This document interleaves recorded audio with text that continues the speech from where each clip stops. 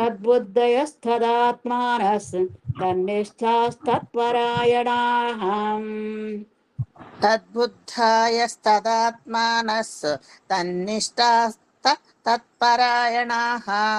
తద్బుద్ధాయస్తదాత్మానస్ తన్నిష్టాస్త తత్పరాయణాః.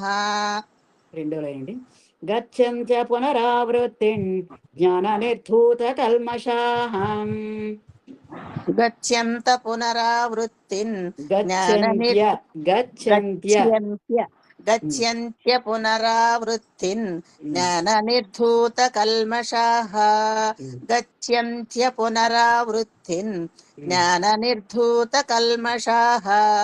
గచ్చంత పునరావృత్తిన్ జ్ఞాన నిర్ధూత కల్మషాః. ఇక్కడ గచ్చంత్య నా కిందండి తావత్తు యావత్తు రెండు ఉన్నాయండి. గచ్చంత్య గచ్చంత్య పునరావృత్తి రెండు లైన్లు కలిపి చెప్తాను. తద్బుద్ధయస్తదాత్మానస్ తన్నిష్టాస్తత్పరాయణాః. గచ్చంత్య పునరావృత్తి జ్ఞాన నిర్ధూత కల్మషాః.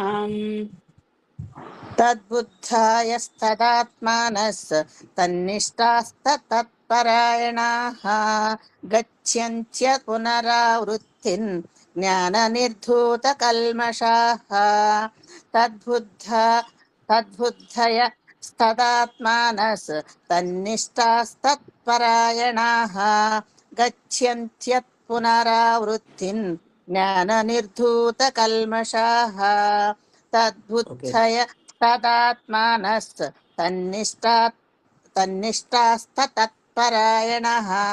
గచ్చంత్య పునరావృత్తిన్ జ్ఞాన నిర్ధూత కల్మషాః. Thank you madam. ఈ శ్లోకంలో ఆత్మజ్ఞానం ఎట్లు లభించగలదో చెప్తున్నాడు. ఆ పద్ధతి తెలియజేస్తున్నారు. ఆత్మజ్ఞానం లభించే విధానము గురించి చెప్తున్నాడు. లాస్ట్ లైన్లో జ్ఞానేతు తదజ్ఞానం ఏషాం నాశితమాత్మనః తేషమాదిత్యవజ్ఞానం ప్రకాశయతి తత్వరం. అంటే మన యొక్క జ్ఞానం అటండి, మన అజ్ఞానం అటండి జ్ఞానంతో కప్పబడి ఉండడం వల్ల మనం నాశనం అయిపోతున్నారు. తేషామాదిత్యవజ్ఞానం వారి యొక్క జ్ఞానము, ఒకవేళ జ్ఞానాన్ని మట్టుకి వాళ్ళు ఆత్మజ్ఞానాన్ని తెలుసుకుంటే ఆదిత్యునిలాగా సూర్యునిలాగా ఆ పరబ్రహ్మ స్వరూపము ప్రకాశింపజేయుచూ ఉన్నది, స్వస్వరూప అనుభవాన్ని కలగజేస్తుంది అని 16వ శ్లోకంలో చెప్పారు. మరి ఆత్మజ్ఞానం లభించిన వాడు ఎలా ఉంటాడో ఆ పద్ధతి ఇక్కడ ఎలా వస్తుందో ఆ విధానము ఇక్కడ చెప్తున్నారు. తద్బుద్ధయస్తదాత్మానస్ అంటే తద్బుద్ధి అంటే పరమాత్మయందే బుద్ధి కలవాడు, ఆ పరమాత్మయందే ఆసక్తి కలవాడు, ఆ పరమాత్మనే చింతన కలవాడు. తన్నిష్ఠా సత్పరాయణ. తన్నిష్ఠ అంటే ఆ పరమాత్మయందే నిష్ట కలవాడు. వాడికి ధ్యానం అంటే చాలా ఇష్టం, సజ్జన సాంగత్యం ఇష్టం, ఎవరికైనా హెల్ప్ చేయడం ఇష్టం, ఆత్మ సంబంధమైన పనులు చేయడం చాలా ఇష్టం అట.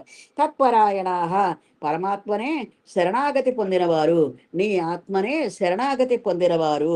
జ్ఞాన నిర్ధూత కల్మషాహ జ్ఞానముచే ఎగరగొట్టబడిన పాపము కలవారగచ్చు. జ్ఞానాగ్ని దగ్ధ కర్మాణం కదా, ఆ జ్ఞానముచే ఎగరగొట్టగలిగిన పాపము కలవారగచ్చు. అపునరావృత్తిం పునర్జన్మరహితమైన స్థితిని గచ్చంతి పొందుచున్నాడు. పునర్జన్మరహితము మళ్ళీ జన్మలేని స్థితిని ఇతను పొందుతున్నాయట. ఎవరు? ఈ జ్ఞాని పొందుతున్నాయట. కాబట్టి తద్బుద్ధయ ఆ పరమాత్మయందే బుద్ధి కలవాడు. తత్తాత్మన పరమాత్మయందే మనస్సు కలవారు. తత్నిష్ట తత్నిష్ట అంటే పరమాత్మయందే నిష్ట కలవారు.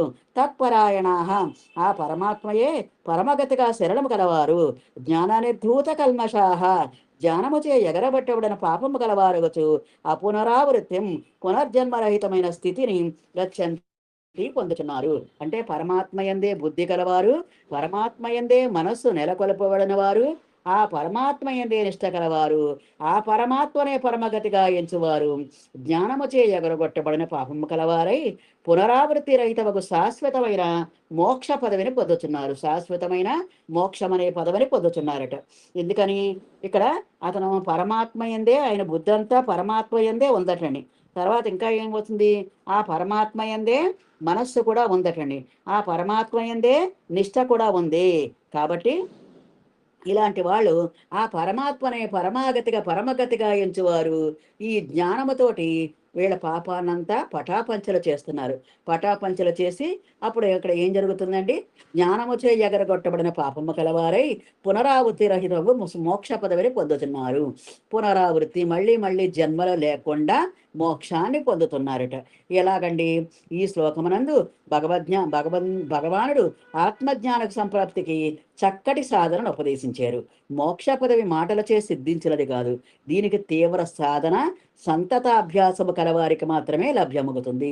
తీవ్రమైన సాధన కావాలి.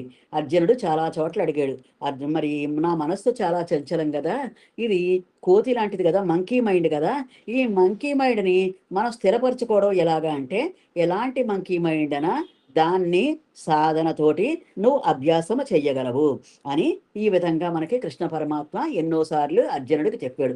అసంశయం మహాబాహో అంటే సంశయమే లేదు. అలాంటి మహానుభావులైన పదవిని కూడా నువ్వు సంపాదించగలవు. నీ సాధనతోటి చక్కగా సంపాదించగలవు. కొడుకు ఉద్యోగం చేసుకొస్తాడు.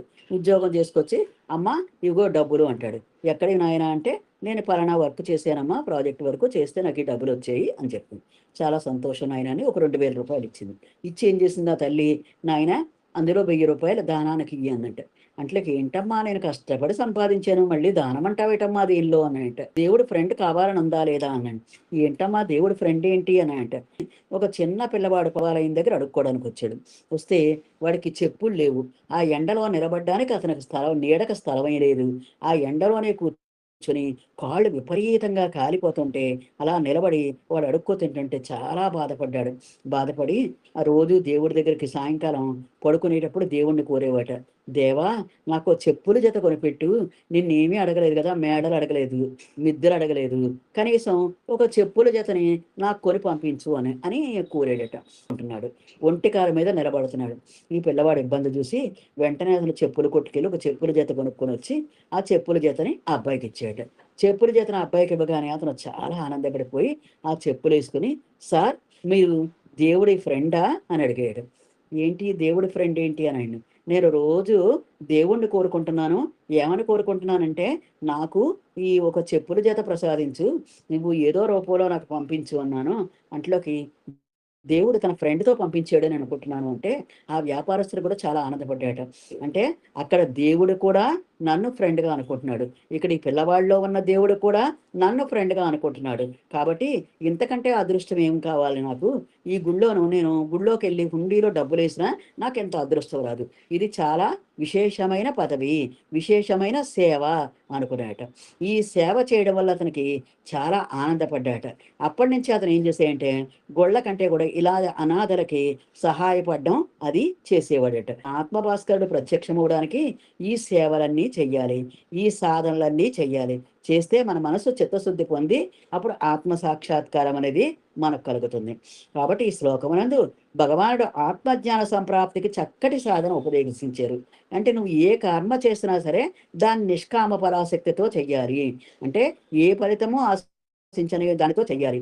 నీ పిల్లలకి భోజనం పెడుతున్నావంటే అది మనకి తప్పదు. కాబట్టి అది జీవక్రియ. ఆ జీవక్రియలు కర్మల కిందకు రావటండి. ఇలాగ బయట చేసే వాళ్ళకే కర్మల కిందకు వస్తాయటండి.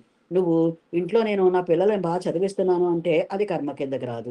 నువ్వు ఎవరినన్నా చదివించేవా, ఈ విశ్వంలో ఉన్న పిల్లల్ని ఎవరినన్నా చదివించేవా, అది కర్మ కింద వస్తాయి. ఎవరికైనా నువ్వు గీతను ఉపదేశించేవా, అది కర్మ కింద వస్తాయి. ఎవరికైనా ధ్యానం నేర్పేవా, అది కర్మ కింద వస్తాయి.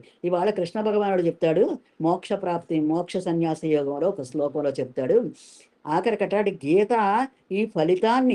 గీతను ఎవరికైనా ఉపదేశించినా, గీత యొక్క ఫలితాన్ని ఉపదేశించినా అది కూడా సేవ కింద ట్రీట్ చేస్తాడు కృష్ణ భగవానుడు. వాడికి పునర్జన్మ లేని పదవిని ఇస్తాయట. అందుకే మన గురువు గారు ధ్యాన ప్రచారం చెయ్యండి, ఎంత వస్తే అంత చెయ్యండి అని చెప్తున్నారు. ఈ విధంగా నేను మీకు కూడా ఏం చెప్తున్నానంటే, ఈ విధంగా మీరు భగవద్గీత అనేది ప్రతి వాళ్ళకి ఉపదేశించడం నేర్పించండి. కనీసం మీ ఇంటి పక్కన ఉన్న వాళ్ళకి ఒక ఇద్దరినో ముగ్గురినో కూర్చోబెట్టి భగవద్గీత నెమ్మదిగా ఒక్కొక్క శ్లోకం నేర్పి వాళ్ళని ధ్యానం చేయించండి. చేయిస్తే ఇది కూడా ఒక సేవే, ఇది కూడా ఒక సేవ కిందే లెక్కిస్తుంది. అంటే ఆత్మజ్ఞాన సంప్రాప్తికి చక్కటి సాధన ఉపదేశిస్తున్నారు ఇక్కడ కృష్ణ పరమాత్మ. మోక్ష పదవి మాటలచే సిద్ధించినది కాదు, తీవ్ర సాధన సంతతాభ్యాసము కలిగి ఉన్న వారికి మాత్రమే అది లభ్యమగును. క్రిందటి శ్లోకమున జ్ఞానముచే అజ్ఞానమేఘము నాశించి ఆత్మభాస్కరుడు ప్రత్యక్షమగునని తెలుపబడింది. ఈ జ్ఞానం ఎట్లు లభించాలని ప్రశ్నకిచ్చట సమాధానం వసంగుచున్నారు. దీనికి ఏముండాలండి? ఏకాగ్రత ఉండాలి, తదేక చింతన ఉండాలి. పాపం దుర్యోధనుడు ఈ ద్రౌపదీదేవి మానభంగం సభకి ఇచ్చేటప్పుడటండి, అతని అంతరాత్మ గగ్గోలు పెట్టిందటండి. అంతరాత్మ లోపల ఆత్మ ఉంటుందండి. మనం తప్పు పని చేసినప్పుడు మన ఆత్మ మనకి చెప్తుంటుంది, కానీ మనం ఏం చేస్తామంటే దాని అహంకారంతో అణచడానికి ప్రయత్నిస్తామండి. ఎంత అహంకారం అంటే మనకి, ఈ అహంకారాన్ని ఒకసారి దీన్ని పక్కకు తప్పిస్తే చాలా బాగుంటుంది, కానీ అహంకారాన్ని పక్కకు తప్పలేము. అహంకారానికి కీర్తి కావాలి, కాంక్ష కావాలి, గొప్పతనం కావాలి, ప్రతిష్ట కావాలి, పేరు కావాలి. ఈ పేరు కోసం ఎంతటి తప్పు పనైనా చేస్తుంది, ఎంతటి దుర్మార్గాలైనా చేస్తుంది. కాబట్టి మనం ఇంతకు ముందు కథలో చెప్పుకున్నట్లుగా అటు పెళ్లి వాళ్ళకి ఇటు పెళ్లి వాళ్ళకి అహంకారం అనే వ్యక్తి నేను బంధువుని అని చెప్పుకున్నాడు. వాళ్ళు తెలుసుకున్నాక వాళ్ళు విచారణ చేద్దామని వచ్చేటప్పటికి అహంకారం ఏమైందండి? పారిపోయాడు అహంకారం గల వ్యక్తి. అలాగే మనలో కూడా ఈ అహంకారం అన్నీ తెలిసినట్లుగా ప్రవర్తిస్తుంది. మనం విచారణ చేస్తే అహంకారానికి ఏమీ తెలియదు. అలాగే దుర్యోధనుడు కూడా ఈ అహంకారం వల్ల దాన్ని అంతరాత్మని అణగదొక్కేటటండి. ఎంత అణగదొక్కేటంటే ప్రతిరోజు అంతరాత్మ లేచి చెప్పేదట, నువ్వు చేసింది చాలా తప్పు, ఒక ఆడదాని నిండు సభలో ఈడ్చవు, ఇంతకంటే దుర్మార్గం ఇంకెవ్వరూ చేయరు ప్రపంచంలో, అంత దుర్మార్గమైన పని చేసావు దుర్యోధన. సుయోధన మహారాజా, నువ్వు చేసింది చాలా తప్పు, చాలా తప్పు అని చెప్తే అది ఎప్పటికప్పుడు ప్రతిరోజు అంతరాత్మని జోకొట్టి ఎక్కెట్టిబడిట. తర్వాత 5 ఊళ్ళు అడిగినప్పుడు కూడా అంతరాత్మ ఇచ్చేయి, వాళ్ళు 5 ఊళ్ళే అడిగారు కాబట్టి 5 ఊళ్ళు ఇచ్చేయి అని అంతరాత్మ చెప్పిందటండి. అంతరాత్మ చెప్తే ఈ శకుని మామ వచ్చి ఏం చెప్పాడట, దుర్యోధన ఒక్కసారి తల వంచితే నీ జీవితాంతం తల వంచాలి, నీ అహంకారాన్ని ఎక్కడా తగ్గనివ్వకు, తగ్గేదేలే అన్నాడట. అనేటప్పటికి ఏం జరిగింది, ఇతని అహంకారం ఇంకా ఇంకా పైకి లేచింది. పైకి లేచి ఏం జరిగింది, నేను సూది మనమోపినంత స్థలం కూడా ఇవ్వనన్నాడు. ఇవ్వనంటే ఏం జరిగిందండి, ఆఖరికి ఆయన నోటితో అన్నాడు కాబట్టి సూది మోపినంత స్థలం ఆయనకు లేకుండా అయిపోయింది దుర్యోధనుడికి. అతను 100 మంది తమ్ముళ్ళు చనిపోయారు, తను చనిపోయాడు, మొత్తం తన సైన్యం అంతా చనిపోయింది, తన కీర్తి అంతా చనిపోయింది, తన అహంకారం ఎక్కడికి పోయిందండి, అహంకారం కూడా పోయింది. మనం అటండి చనిపోయేటప్పుడటండి మన యథార్థ స్థితి మనకు తెలుస్తుందటండి. మనం చేసే తప్పులు మనకు తెలుస్తాయట, మనం చేసే చెడ్డ పనులన్నీ మనకు తెలుస్తాయటండి.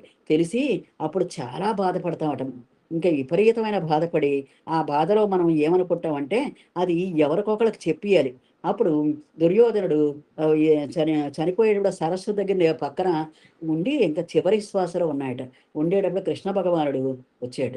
కృష్ణ, ఈ చివరి క్షణంలో నువ్వు వస్తావని అనుకోలేదు, నేను పాపాత్ముడు కదా, నీలాంటి వాడు వచ్చేటంటే నేను చాలా అదృష్టవంతుని అన్నట్టు. అంటే నీవు ఎంతటి పాపాత్ముడవైనా నువ్వు పశ్చాత్తాపం పొందుతున్నావు. ఎవరైతే పశ్చాత్తాపం పొందుతారో, ఎవరైతే తన తప్పు తాను తెలుసుకుంటారో వాళ్ళని నేను వదిలిపెట్టాను అని కృష్ణ పరమాత్మ అన్నాడటండి.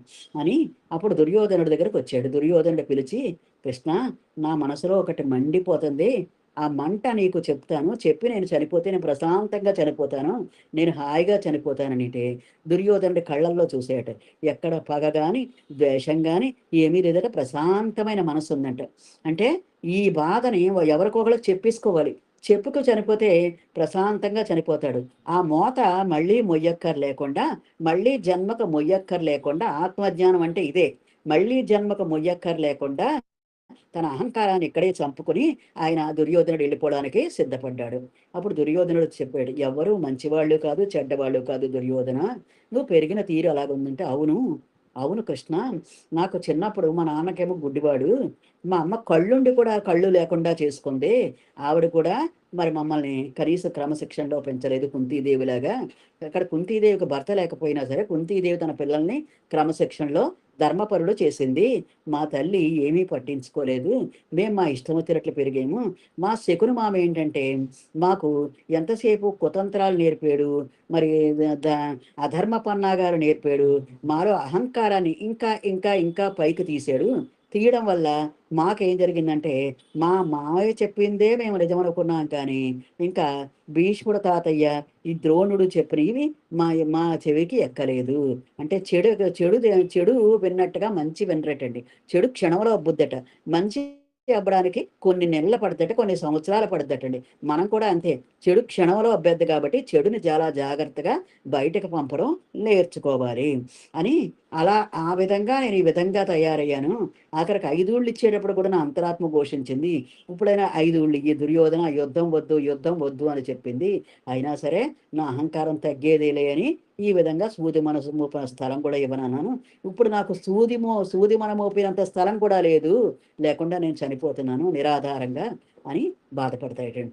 తర్వాత ఒక్కసారి ఇది ద్రౌపదికి చెప్పు, నన్ను క్షమించమని చెప్పు అని కూడా చెప్తాడట. అంటే చివరి క్షణంలో ఆయన చక్కగా కృష్ణ భగవానుడికి తన సందేశాన్ని ఇచ్చాడు. తన బాధని కృష్ణ పరమాత్మకు వివరిస్తే కృష్ణ పరమాత్మ తప్పకుండా నేను ద్రౌపదికి చేరుస్తానంటాడు. అంతఃపురానికి వెళ్తే ద్రౌపది అందరూ బాధతో ఉన్నారండి. ద్రౌపదికి కూడా 5 కొడుకులు చనిపోయారు కదా! ఆవిడ కూడా మోకాళ్ళ మీద తలపెట్టుకుని దుఃఖసాగరంలో ఉంది. అప్పుడు ఇతను చూడగానే పాంచాలి అని పిలవగానే, అన్నా నువ్వు వచ్చావా అని చెప్పి అతనికి కూర్చోబెట్టి నమస్కారం పెడితే, నీకు దుర్యోధనుడు ఒక విషయం చెప్పమన్నాడు. చిచ్చి ఆ పాపాత్ముడి మాట నా చెవులు వద్దు అంటది. అంటే అలా కాదు, అతడు చనిపోతున్నాడు, చనిపోయేటప్పుడు నిన్ను ఒక్కటే అర్థిస్తున్నాడు అని అంటారు. కానీ అయినా ఎంతటి పాపాత్ములైనా సరే చనిపోయేటప్పుడు మనం వాళ్ళ చివరి కోరిక నెరవేర్చాలి కదా అంటే, అలాగే అన్నయ్య చెప్పు అయితే అందంట. చెప్పు అంటే ఈ విషయాలన్నీ చెప్తులోకి ద్రౌపది చాలా బాధపడదట. అంటే ఎవరు స్వభావరీత్యా చెడ్డవాళ్ళు ఉండరండి. వాళ్ళు పెరిగిన వాతావరణం కానీ, తల్లిదండ్రులు కానీ, పరిసరాలు కానీ ఈ విధంగా వాళ్ళని ప్రభావితం చేస్తాయి. కాబట్టి దుర్యోధనుడు చెడ్డవాడు కాదు. కానీ అతను పెరిగిన వాటి వల్ల ఈ విధంగా తయారాడు. అతను అంతరాత్మ ఘోషిస్తుంది. ఇప్పటికీ అంతరాత్మ ఘోష అతనికి ఉంది. కాబట్టి ఇప్పుడు నేను క్షమించానంటే ఆయన ప్రశాంతంగా చనిపోతాడు అనుకుని నేను చేసే ఉపకారం అతనికి ఒక్కటే అని ద్రౌపది చక్కగా మరి ఎంతో ఆవిడ పవిత్రమైన మనస్సు కలదు కాబట్టి, అన్నా నేను క్షమించానని చెప్పు దుర్యోధనుడికి, అతని మీద నాకు ఏ బాధ లేదు, ఏ కోపం లేదు, ఏ ద్వేషం లేదు అని చెప్పిందట. చెప్తే అది వెళ్ళి అప్పుడు దుర్యోధనుడికి చెప్పగానే, దుర్యోధనుడు ఆ ద్రౌపదీదేవి చాలా ఉత్తమ ఇల్లాలు కాబట్టే ఈ పాండవులు ఆ విధంగా యుద్ధంలో గెలిచారు. కాబట్టి ఇక్కడ కృష్ణ అలాంటి వాళ్ళు ఉండడం ఈ ప్రపంచానికి అవసరము. వాళ్ళు ఈ రాజ్యము పాలించడం కూడా ఈ రాజ్య ప్రజల యొక్క అదృష్టము అనిగా భావిస్తున్నాను అని కృష్ణ అని ఆఖరిసారి కృష్ణుడి పాదాలకు నమస్కరించి ఆయన చనిపోతాడు. ఎంత దుర్మార్గుడైనా ఆ పశ్చాత్తాపం వల్ల ఆయన పరిశుద్ధ మనస్కుడయ్యాడు. అంటే ఏమీ మోయని స్థితికి వెళ్ళాడు. మనం ఏమీ మోయని స్థితికి వెళ్ళాలటండి. ఇక్కడ ఏం జరిగిందంటే ఒక టీచర్ ఉన్నారండి. ఈ కథ ఎంతటితో అయిపోయింది. ఒక టీచర్ ఉన్నారు. ఆ టీచర్ అటండి పిల్లలకి చెప్పిందంట. పిల్లలు ఒకళ్ళు దెబ్బలాడేసుకొని విపరీతంగా కోపాలు పడిపోతుంటే ఆ పిల్లలకి చెప్పిందంట, సరే మీకు ఎవరైతే ద్వేషం ఉందో వాళ్ళ పేరుని ఒక్కొక్క టమాటా ఒక సంచిలో వేసుకుని తెచ్చుకోండి అనంట. అంటే ఒకళ్ళు ఈ 2 టమాటాలు, ఒకళ్ళు 3 టమాటాలు, ఒకళ్ళు 10 టమాటాలు వేసుకొని తెచ్చి, ఇంకో వీడంటే నాకు ఇష్టం ఉండదండి, అందుకని వీడి పేరండి, ఇది వీడి పేరండి అని టీచర్ చెప్పడం మొదలెట్టారు. నాకేం చెప్పొద్దు, ఆ టమాటాలు మీరు బాత్రూమ్కి వెళ్ళినప్పుడు కూడా మొయ్యాలి. ఇలాగ ఒక వారం రోజులు ఆ టమాటాలు పట్టుకొని తిరగండి అందంట. అంట్లకి వీళ్ళు ఏం చేశారట, పిల్లలు బాత్రూమ్కి వెళ్ళినప్పుడు ఆ టమాటాలు పట్టుకున్నారట. మరి ఇంటికి వెళ్ళినప్పుడు టమాటాలు పట్టుకున్నారు. అన్నం తిన్నప్పుడు టమాటాలు మోసారు.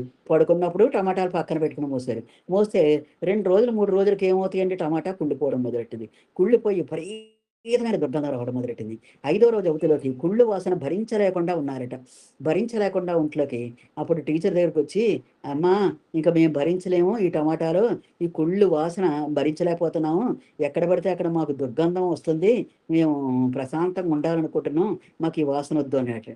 అప్పుడు సరే ఆ టమాటాలు బయట పడేసారండి అంటే బయట పడేసాక మీ అనుభవాలు చెప్పండి అంటే, అయ్య బాబోయ్ మేము ఆ టమాటాలు మొయ్యలేము, మాకు వద్దు, ఆ కుళ్ళిన టమాటాలు మరీ భయంకరంగా వాసన వచ్చేస్తున్నాయి, మేము టమాటాలు మొయ్యలేము అన్నారట. మరి ఇతరుల మీద ద్వేషాన్ని ఎలా మోస్తున్నారు అని అడిగిందంట. అంటే ఏంటమ్మా అంటే, ఇతరుల మీద ద్వేషం గాని, పగ గాని, అసూయ గాని మీ మనసులో పెట్టుకుంటున్నారు. మీ మనసులో మీరు పెట్టుకుంటే ఇది ఏం జరుగుద్దని, ఈ మనసు నుంచి ఈ బాడీ అంతా కలుషితం అయిపోతుంది. కలుషితమైపోయి శుభ్రంగా ఎందుకు పనికి రాకుండా విష పదార్థం అయిపోతుంది. అలాంటి విష పదార్థాన్ని మీరు ఎన్ని రోజులు మోస్తున్నారో మీకు తెలుసు కదా! వాడంటే నాకు పగ, వాడంటే నాకు కోపం, వాడంటే నాకు అసూయ, వాడంటే ద్వేషము ఇలా చెప్తున్నారు కదా! ఇవి ఎన్ని రోజులు మోస్తున్నారు? మీరు జీవితాంతం మోసారంటే మీరు అనారోగ్యాల పాలై తొందరగా చనిపోతారు. కాబట్టి ఈ ద్వేషము గాని, ఈ పగ గాని ఉండకూడదంటే ఆ టమాటాలు విసిరేసినట్టుగా ఆ భావాలను కూడా బయటికి విసిరేయండి. టమాటాలు విసిరెట్టినగా ఆ భావాలను విసిరేయండి. అది అప్పుడు మీకు జ్ఞానం అనే సంపద వస్తుంది. జ్ఞానం అనే పరమాత్మ మీలో ఉదయిస్తాడు అని ఆ టీచర్ చెప్పిందంట. చెప్తే వెంటనే పిల్లలన్నారంట, అయ్య బాబోయ్! ఇంక మేమెప్పుడు ఈ ఒకళ్ళకొకళ్ళు దెబ్బలాడుకోము, ఎవరి మీద పగ పెంచుకోము, ఎవరి మీద ద్వేషం పెంచుకోము, అందరినీ ప్రేమిస్తాము, ప్రేమగానే ఉంటాము, ఐకమత్యంగా ఉంటాము అని వాళ్ళలో వాళ్ళు ప్రామిస్ చేసుకొని టీచర్‌కి కూడా ప్రామిస్ చేశారట. మరి చిన్న పిల్లలు అలా మారినప్పుడు మనం ఎందుకండి ఇతరుల మీద పగ, ద్వేషము, కోపము, అసూయ ఇవన్నీ పెట్టుకోవడం వల్ల ఏం జరిగింది? మన మనసు శూన్య స్థితికి రాదండి ఇంక. శూన్య స్థితికి రాకుండా మనసులో అజ్ఞానం అంతా ఆవరించి ఉంది. మరి జ్ఞాన సూర్యుడు వెలగడానికి ఎక్కడ అవకాశం ఉందండి? జ్ఞానం ఆల్రెడీ ఉంది. కానీ ఆ జ్ఞానము చుట్టూ అజ్ఞానం ఆవరించి ఉంది. దేనితోటి? పగ, ద్వేషము, అసూయ, దుర్యోధనుడిలాగా. ఆయన చివరి క్షణంలో అయన్నిటిని ఓదరించుకున్నాడు. మనం కూడా ఎప్పుడోకప్పుడు మన ఆత్మ భాస్కరుడు ప్రత్యక్షమయ్యేటట్టు మనం చేసుకోవాలి. ఆ జ్ఞానం ఎట్లు లభించిన ప్రశ్నకి ఇక్కడ సమాధానము చెప్తున్నాడు. ఆ జ్ఞానము మన అందరిలో కూడా ఉదయించాలి. ఏ కార్యమైనా ఏకాగ్రత, తదేక చింతన, తన్మయత్వములచే సులభముగా సాధింపబడును. నేను వదలలేనండి. నేను పగ పట్టానంటే పగ సాధిస్తానండి అనుకోకూడదు.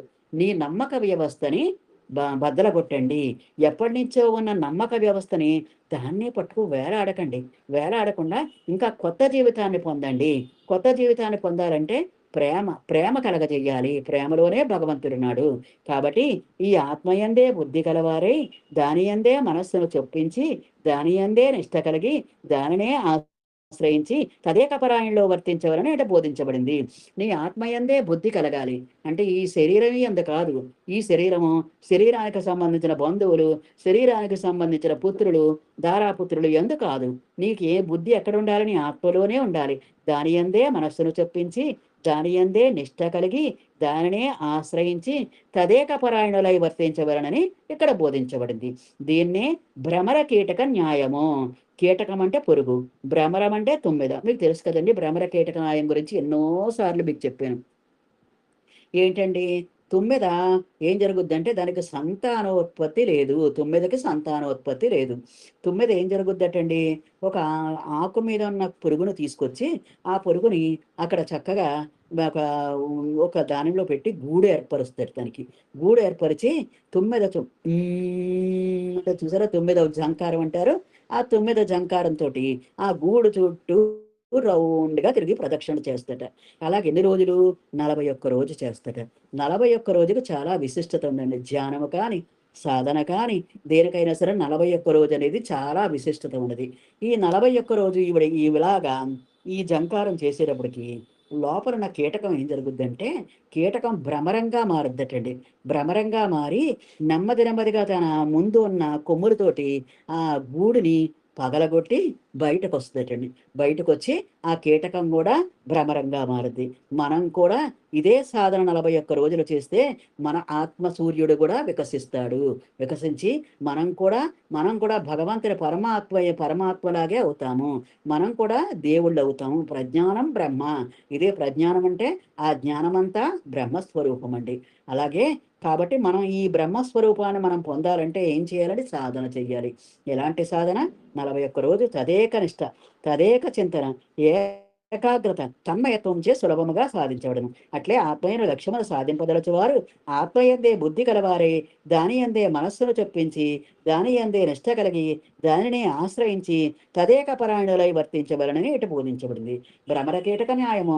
భ్రమరము 9నే చింతన చేయుచు తదాకార స్థితి నొందుట వీళ్ళలోక విదితము. ఆ కీటకం ఏం చేస్తుంది? భ్రమరాన్నే చింతిస్తుంది. ఈ భ్రమరాన్ని నాదాన్నే చింతించి ఆ నాదాన్ని వింటూ భ్రమరం ఏ విధంగా తయారంటే మన భావనతో భావాలతోటే భావనా మాత్ర సంతుష్ట హృదయాయ నమః అని మన లలితా సహస్రనామంలో ఒక శ్లోకం ఉందండి. అమ్మవారు భావన మాత్రంగా సంతృష్టి పొందుతుందటండి. మనం ఏవి పూజలు ఇవ్వక్కర్లేదు, అగరొత్తులు పెట్టక్కర్లేదు, ఆరతి కర్పూరం ఇవ్వక్కర్లేదు. నీ భావాలతోటే ఈ విత్తనాలు వెదజల్లుతున్నాయి యూనివర్స్కి. అవే మహావృక్షాలుగా అవుతున్నాయి. కాబట్టి ఈ భావనతోటే ఈ కీటకం ఏం జరిగింది? భ్రమరంగా మారింది. తదాకాల స్థితిని పొందట లోకవైతము.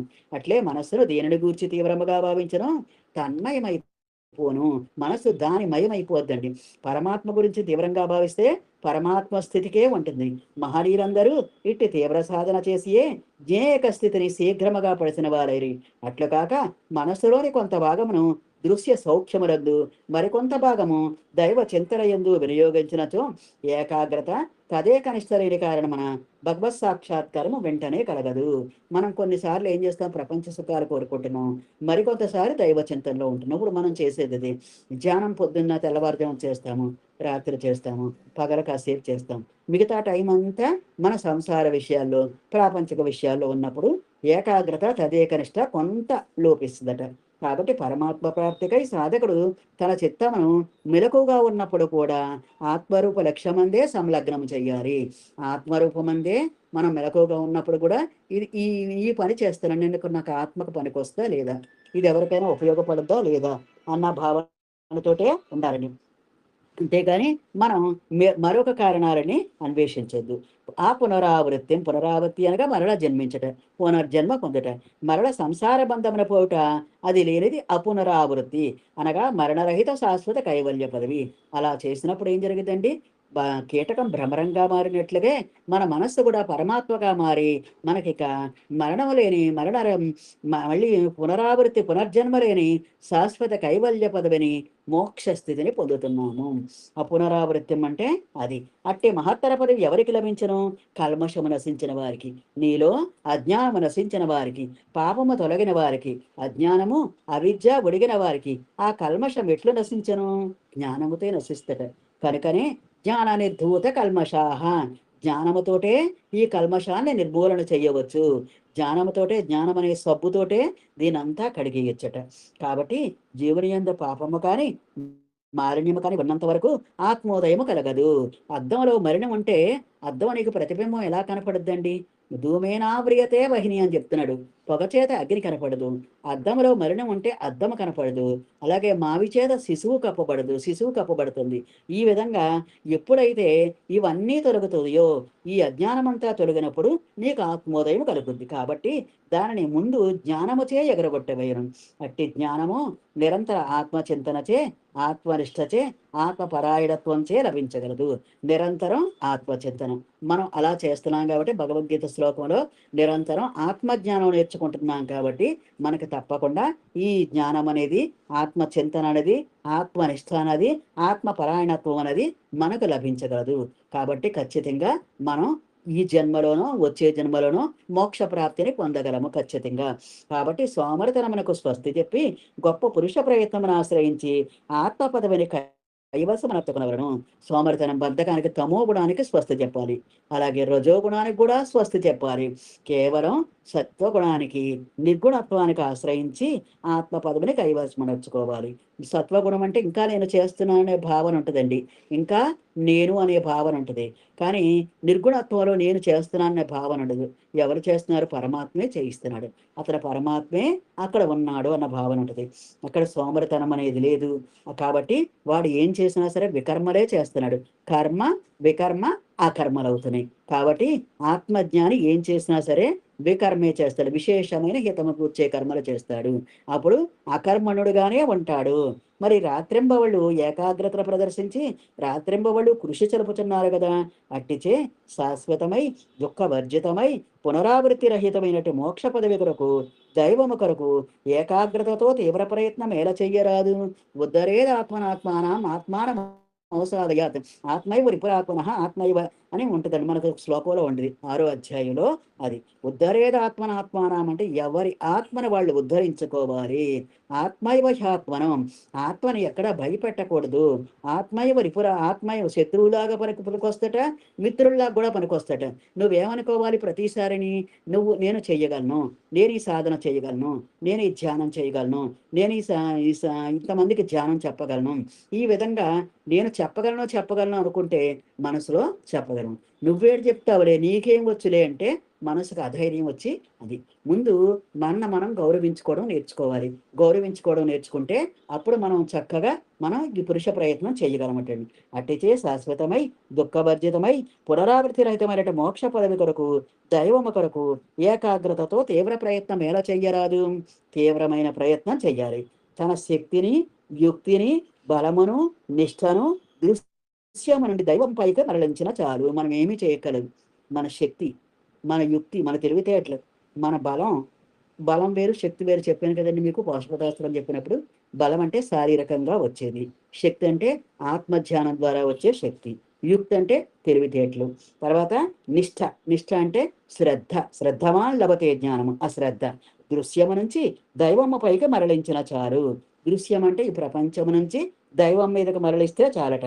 మోక్షము కరతలామలకమగును, ఈజీగా నీ చేతిలోకి వచ్చి పడుతట మోక్షము.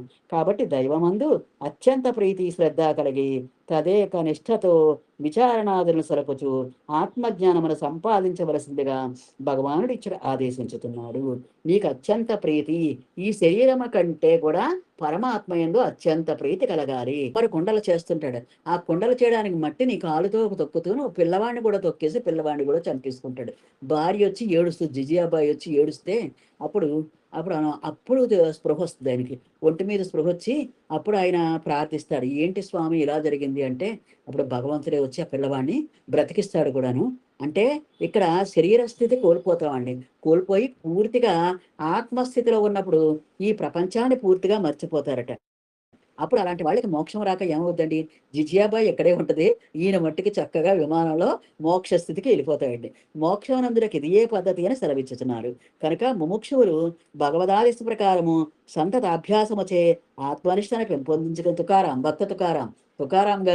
తుకారాం గారు భార్య జిజియాబాయి అయితే ప్రపంచంలోనే ఉంటుందండి.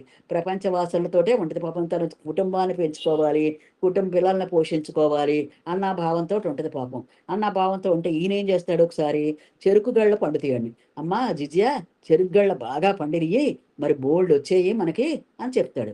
ఆహా బాగానే ఉంది, అవి తెచ్చుకొని అవి అమ్ముకుని మనం ధాన్యం చేసుకొని మరి నా పిల్లలకి అదే ఆహారం పెట్టుకోవచ్చు అనుకుంటుంది. ఈయన్ని పంపుద్ది పొలం. పంపితే ఈ చెరుకుగళ్ళన్నీ బండి మీద వేస్తాడు. బండి మీద వేస్తే దారిలో వచ్చేటప్పుడు, అయ్యా తుకారాం గారు, మీ చెరుకు చాలా బాగుంటుంది అంటే, ఆహా అలాగా అని ఒక గడ తీసేస్తుంటాడు. ఇలాగ దానం చేసుకుంటాకి ఇక ఒకే ఒక గడ మిగులుతుందట. ఒకే ఒక గడ మిగులుతులకి ఇంటికి తీసుకొస్తాడు. జిజియాబాయి ఆ ఖాళీగా ఉన్న బండిని చూసి రౌద్రాకారం దారిస్తులకి అప్పుడు అంటాడు, జిజి ఇగో నీకు ఒక గడ తెచ్చాను, చక్కగా నువ్వు హాయిగా ఎంజాయ్ చెయ్యి, మనం పొలం గడ అంటాడు. అంటే ఆ గడబట్టి పాట మరి కొడితే 2 గడలు అవుతాయి. ఆహా చాలా బాగుంది, మన ఇద్దరు పిల్లలకి 2 ముక్కలు అయ్యాయి, పరమాత్మ ఎంత కరుణామయుడు, 2 ముక్కలు ఇచ్చాడు కదా మనకి. అట్లా ఈ విధంగా మరి భక్తి తుకారాం పూర్తిగా పరమాత్మలోనే లీనమైపోయాడు. కాబట్టి అతను పరమాత్మతోటి వెళ్ళిపోతాడు. జిజియాబాయి తన భర్త ఈ పల్లకీలో వెళ్ళిపోతాడని తెలిసి ఈవిడ పరిగెడుతు కానీ ఈవిడకి ఎక్కడ అవకాశం దొరకదు. ఇంకా ప్రపంచవాసాలు ఉన్నాయి కాబట్టి ఆవిడ ఇక్కడే ఉంటుంది. భక్త తుకారాం మట్టుకి జన్మరాహిత్యముకు కైవల్య పదవిని చేపడతాడు. ఇక్కడ తత్ అనగా క్రిందటి శ్లోకమున తత్పరం అని వర్ణించబడిన పరమాత్మని అర్థము. తత్పరం అంటే భగవంతుడు. గీత ఎందు పరమాత్మ పదము అక్షయ సుఖము, నిర్వాణ బ్రహ్మము, ఉత్తమ సుఖము. అక్షయ సుఖము అంటే క్షయము గాని సుఖము, అక్షయ సుఖం అంటే నాశనము గాని సుఖము. అది ఎక్కడ వద్దండి, మీకు ఆత్మలోనే వస్తుంది. అలాంటి సుఖాన్ని ఎక్కడ అనుభవించవచ్చు అంటే ఆత్మలోనే అనుభవించవచ్చట అన్న. అక్షయ సుఖము, నిర్వాణ బ్రహ్మము అంటే ఈ ప్రపంచాన్నంతా నిర్వహిస్తున్న బ్రహ్మస్వరూపము. ఉత్తమ సుఖము అంటే ఈ సుఖానికి మించింది ప్రపంచంలో ఎక్కడా లేదటండి. పరమగతి అంటే ఆ పదవికి మించింది కూడా ఎక్కడా లేదటండి పరమగతి. పరంధామము అంటే ఆ వైకుంఠ స్వరూపము. అవ్యయ పదము, వ్యయము కానిది, నాశనము కాని పదవి ఏటండి. మున్నగ పేర్లచే వర్ణించబడింది. ఆ పరమాత్మ పదాన్ని ఇన్ని పేర్లతో వర్ణించారట. అక్షయ సుఖము, నిర్వాణ బ్రహ్మము, ఉత్తమ సుఖము, పరమగతి, పరమధామము, అవ్యయ పదము మున్నగ పేర్లతో రచించబడింది. మోక్షము యొక్క స్వరూపం ఎట్టిది? పునరావృత్తి రహితమైనది. జన్మవర్జితమగు శాశ్వత ఆనంద పదవి ఏది? పునరావృత్తి రహితమైనది. అంటే పునరు ఆవృతం అవ్వదటండి. మళ్ళీ జన్మ రావడానికి అవకాశమే లేదు. కర్మబంధంలో చిక్కుకోడు. వాడు ఏం చేస్తాడు? అకర్ముడుగానే ఉంటాడు. ఏ కర్మ చేసినా సరే, ఇక్కడ భక్త తుకారాం పిల్లవాడిని చంపేసినా సరే అతనికి కర్మ అంటుకోలేదు. ఎందుకని? అతను ఏమీ పట్టించుకోలేదు. ప్రపంచంలో లేడు అతను. అతను మామూలుగా ఆత్మ పదవిలో ఉన్నాడు కాబట్టి, ఆత్మజ్ఞానంలో ఆత్మ పదవిలో ఉన్నవాడు ఏం చేసినా సరే అతనికి ఏ బంధము అంటుకోదండి. ఎందుకని? ఈ ఆత్మ పరమాత్మలో ఉంది కాబట్టి అది ఏమొచ్చినా సరే పరమాత్మకే చెందుతుంది. కష్టం వచ్చినా, నష్టం వచ్చినా, సుఖం వచ్చినా, దుఃఖం వచ్చినా అన్నీ పరమాత్మ స్థానికే చేస్తట. పునరావృత్తి రహితమైన పదవి, శాశ్వతానంద పదవియే అది. అది ఎవరికి లభించును? అజ్ఞాన కల్మషం నశించిన వారికి. అజ్ఞానం అనే కల్మషం నశించిన వారికి, పాపం ముడిగిన వారికి మాత్రమే అది లభించును. అంటే జ్ఞానముతోటి అజ్ఞానాన్ని నాశనం చేసుకున్న వాళ్ళకే అది లభిస్తట. పాపం ఎట్లు నశించును? ఆత్మజ్ఞానముచే పాపం ఎగరగొట్టి వేయబడును. ఆత్మజ్ఞానం ఎట్లు సంప్రాప్తించను? ఆత్మయందే బుద్ధి కలిగి ఆత్మను గూర్చియే చింతన చేయుచు ఆత్మయందే మనస్సును సంలగ్నపరిచి ఆత్మయందే నిష్ట కలిగి ఆత్మపరాయణుడై ఉండుట ద్వారా అది లభించును. ఎన్ని ఆత్మలు జరిగి చూసారా? ముందు ఆత్మయందు మన బుద్ధిని ఉంచాలట. మన బుద్ధిని ఇక్కడ మనకి అంతఃకరణాలు ఉన్నాయి కదండి. శరీరం కాకుండా ఇంద్రియాలు, మనసు, బుద్ధి, చిత్తం, మరి అహంకారము, ఇలాగ అంతఃకరణాలు 4 ఉన్నాయి. అంటే మనసు, బుద్ధి, చిత్తం, అహంకారం. అయితే ఈ బుద్ధి శరీరం వైపు ఉంటే ఈ దృశ్య పదార్థాల వైపే చూస్తాడండి. ఈ బుద్ధిని ఆత్మ వైపు నిలుపుకోవాలట. ఆత్మ వైపు నిలుపుకుంటేనే ఆత్మను గూర్చి చింతన చేస్తాడట. ఆత్మ వైపు నిలుపుకుంటేనే ఆత్మయందే మనస్సును సంలగ్నపరుస్తాడట. ఆత్మయందు బుద్ధిని పెడితేనే ఆత్మయందే నిష్ట కలిగి ఆత్మపరాయణుడై ఉండడం ద్వారా అది లభించను. ఇది జ్ఞానుల యొక్క సమదృష్టిని వర్ణించుతున్నాడు. తద్బుద్ధయస్తదాత్మానస్ అంటే పరమాత్మయందే తద్బుద్ధయ. తత్ అంటే ఆ పరమాత్మయందే బుద్ధి కలవాడు. తతాత్మన ఆ పరమాత్మయందే మనస్సు కలవాడు. తన్నిష్ట ఆ పరమాత్మయందే నిష్ట కలవాడు. తత్పరాయణ ఆ పరమాత్మయే పరమగతిగా శరణు పొందినవాడు. జ్ఞాన నిర్ధూత కల్మషాహ 3వ లైనని. అంటే ఈ జ్ఞానముచే కల్మషాలన్నీ పోగొట్టుకున్నవాడు, జ్ఞానముచే ఎగరగొట్టబడిన పాపము కలవారు. అపునరావృత్యం రహితమైన స్థితిని గచ్చంతి పొందుతున్నారు. ఈ 3వ లైను చివరికి వస్తుంది. ముందు ఫస్ట్ సెకండ్ వస్తుంది. తద్బుద్ధయ అంటే పరమాత్మ యందే బుద్ధి గలవారు. తదాత్మానహం పరమాత్మ యందే ఆత్మ కలవారు. ఆ పరమాత్మ యందే మనస్సు కలవారు. ఆత్మ అంటే మనస్సు కూడా వస్తుంది. పరమాత్మ యందే మనస్సు గలవారు. తన్నిష్ట ఆ పరమాత్మ యందే నిష్ట గలవారు. తత్పరాయణ ఆ పరమాత్మయందే నిష్ట కలవారు. ఆ పరమాత్మయే పరమగతిగా. తత్పరాయణ అంటే పరమాత్మే నాకు శరణు, ఆ పరమాత్మ నాలో ఉన్న ఆత్మే నాకు శరణు అనుకోవాలటండి. మనకి ఏదైనా సాధన కాకపోతే నువ్వే నాకు శరణు అనుకుంటే ఆ యూనివర్స్ వచ్చి మనకు సహాయం చేస్తుంది. మన ఆత్మే యూనివర్స్ రూపంలో వచ్చి మనకు సహాయం చేస్తుంది. కాబట్టి జ్ఞాన నిర్ధూత కల్మషాహ అంటే మన కల్మషాలన్నీ జ్ఞానముతో పోగొట్టుకోబడినవై అపునరావృత్యం అంటే మళ్ళీ పునర్జన్మ పొందని స్థితి, మళ్ళీ జన్మ పొందని స్థితి గచ్చంత పొందుతున్నారు. ఇది శ్రీమద్భగవద్గీతాసు ఉపనిషత్తు బ్రహ్మ విద్యాయాం యోగ శాస్త్రే శ్రీకృష్ణార్జున సంవాదే ఏ తత్పరం శ్రీకృష్ణార్పణమస్తు ఏ తత్పరం శ్రీకృష్ణార్పణమస్తు ఏ తత్పరం శ్రీకృష్ణార్పణమస్తు. యోగే సంసచ్చిదానందౌ వాసుదేవ వ్రజ ప్రియం ధర్మ సంస్థాపక వీరం కృష్ణ వందే జగద్గురం శ్రీకృష్ణ వందే జగద్గురం శ్రీకృష్ణ వందే జగద్గురం. సర్వధర్మాన్ పరిత్యజ్య మామేకం శరణం వ్రజ అహం త్వా సర్వపాపేభ్యో మోక్షయిష్యామి మా శుచః. ఓం శాంతి శాంతి శాంతి. ఓం తత్సత్.